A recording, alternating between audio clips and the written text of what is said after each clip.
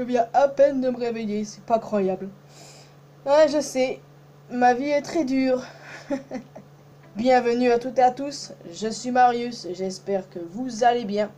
Alors aujourd'hui, bien évidemment, je vous retrouve pour parler du récent chapitre de One Piece. Et oh bordel, c'était incroyable. Bon, vous pouvez sortir n'importe quel mot, mais c'est incroyable qui est sorti de ma bouche en premier. Non, c'est vrai, c'était un chapitre complètement fou, quoi. Encore un chapitre génial, et j'ai tellement hâte d'avoir vos avis là-dessus. Mais avant ça, un mot sur la première page. Enquête de fans sans surprise, et cette fois-ci, nous retrouvons les Tontata en train de jouer à cache-cache avec une grenouille dans des fleurs. Plus précisément, des hortensias. Je vous préviens les amis, pour les 3 prochains chapitres à venir, nous aurons 3 pages en couleur. Et ces 3 pages n'en formeront qu'une seule. Une page gigantesque donc, oui. Et cette page représentera 50 personnages de One Piece. 50, ça fait vraiment beaucoup, hein. Et ça peut être qu'incroyable, ça demande beaucoup de travail et tout de la part du maître. Ça va être fou. Mais pourquoi 50 personnages? Eh bien, c'est simple. Ce sont les 50 premiers personnages du sondage de popularité. Il y a eu récemment, enfin, il y a plusieurs mois de cela quand même, un sondage de popularité. Et du coup, cette page en couleur mettra en avant les 50 premiers. C'est aussi simple que ça. Et j'ai hyper hâte de découvrir tout ça parce que c'est déjà, oui, beaucoup de taf. 50 personnages quand même. Et ça peut être que magnifique. Donc voilà, au fur et à mesure, on aura 3 pages.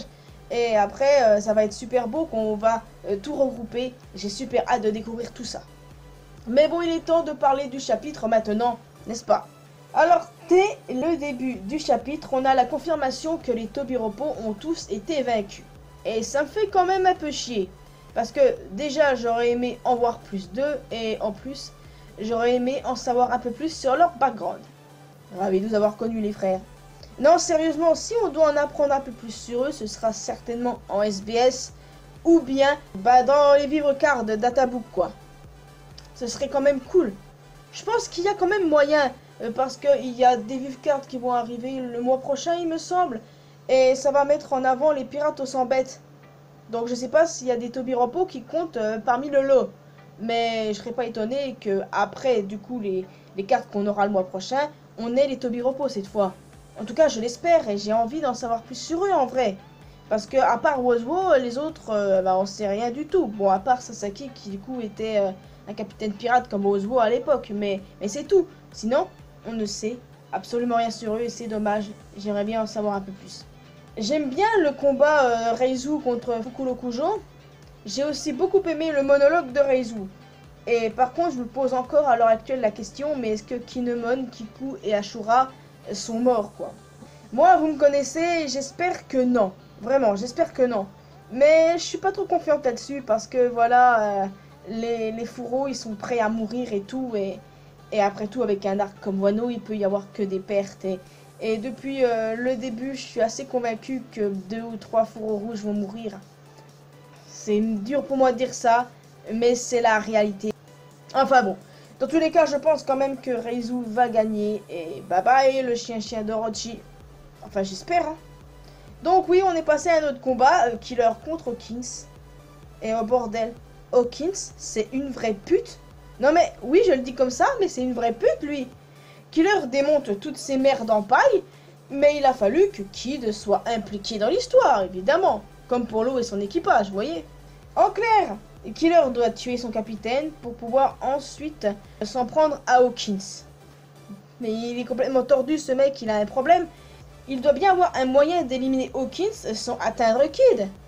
J'essaye de réfléchir, là pour le coup je vois pas, je vais essayer d'y réfléchir un peu plus la prochaine fois. Mais je verrai sans doute toujours pas. Franchement c'est obligé qu'il y ait une autre solution sans atteindre Kid, quoi, c'est obligé. Mais comment? Je n'en sais rien, mais j'ai hâte de découvrir tout ça. Mais c'est un putain de détraqué, Hawkins, sérieux. Bon, je le préfère à Apu, c'est un fait, mais... Oh bordel, je te jure. J'ai envie de lui foutre des claques à ce psychopathe là.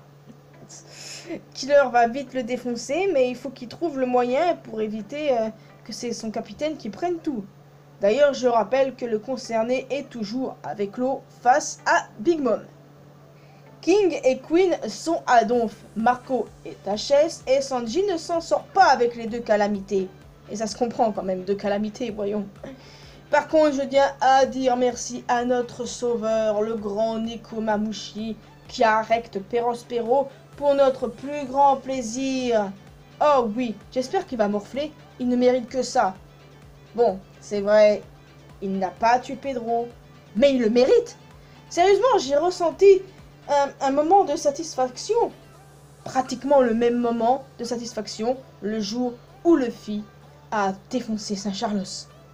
Bon, la situation n'est pas très comparable, mais c'est presque identique. Pour moi, en tout cas. Enfin, il était temps que Zoro se rétablisse enfin. Le combat Zoro et Sanji versus King et Queen est enfin lancé. Tellement stylé la page où notre duo préféré attaque les deux calamités. Place aux stars, a dit Marco, et cette phrase est incroyable parce que ce sont les stars de l'équipage au chapeau de paille, les stars derrière Luffy. Et ce qu'ils disent à la fin, c'est juste génial, c'est tellement classe, man. J'en chialerais presque parce que ce duo, il déboîte sa race, clairement. Néanmoins, les deux duos, ils ont quand même des points communs quand on y réfléchit bien. Ils s'entendent pas du tout. Le cas de King m'intrigue quand même de plus en plus. Hein. J'ai hâte d'en savoir plus sur lui. Parce que oui, la première fois, on a appris qu'il était le dernier de son espèce. Et là, d'après les dires de Marco, il appartenait à un peuple qui vivait au-dessus de Redline. Donc une île céleste. Ce qui concorde un peu avec ce que je pensais depuis un bail déjà. Et franchement, j'ai hâte d'en savoir plus sur lui. On en apprendra sans doute un peu plus sur lui au fur et à mesure. En tout cas, le combat s'annonce vraiment épique. Et le duo Zoro-Sanji est tellement classe. J'aime. Je vous ai déjà dit que j'aimais beaucoup ce duo. Ouais. Je l'ai déjà dit plusieurs fois par le passé. Donc s'il y a encore des gens qui n'aiment pas l'arc Wano, franchement, je vous défie de me dire, mais pourquoi quoi? Cet arc déboîte. Cet arc est incroyable. Comment ne pas aimer, sérieusement? S'il y a des gens qui n'aiment pas Wano, mais je comprends même pas pourquoi vous regardez One Piece en fait. Pourquoi vous lisez ce manga incroyable? Vous êtes perdu en fait. Vous êtes comme Zoro. Vous étiez en train de lire Naruto ou Dragon Ball et puis vous êtes retrouvé dans One Piece, vous comprenez plus rien. Ouais, je pense que c'est ça. C'est avec ce type de chapitre que mon amour pour One Piece ne fait que grandir. Clairement, One Piece c'est mon manga préféré. J'aime ce manga de tout mon cœur. Mais je savais pas qu'il était encore possible d'aimer encore plus le manga, quoi. Et c'est ce qui m'arrive à chaque fois qu'un chapitre sort, à chaque fois que je lis un chapitre. C'est incroyable. Oda gère son œuvre mieux que quiconque. C'est un génie. Et j'ai super hâte de voir le prochain chapitre, les gars. Je n'attends que ça. Et n'hésitez pas à me dire ce que vous en avez pensé.